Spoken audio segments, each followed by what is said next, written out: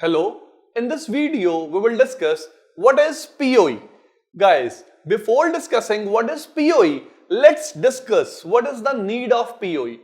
All of you know that nowadays the need of IP phone and access points are increasing day by day. So you know that we connect access point or it is IP phone always at access layer.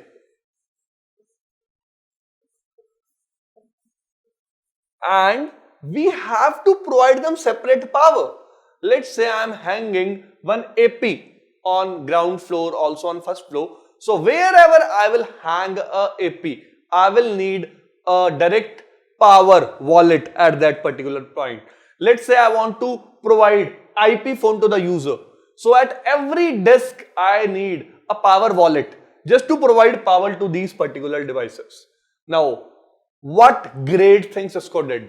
Cisco come up with the concept of PoE, power over Ethernet.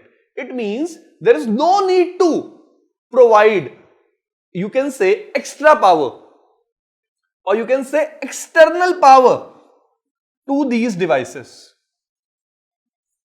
No external power is needed. No external power is needed. Now, whenever you will connect Ethernet cable into these devices, they will get power from the same switch. So, switch is now doing two things.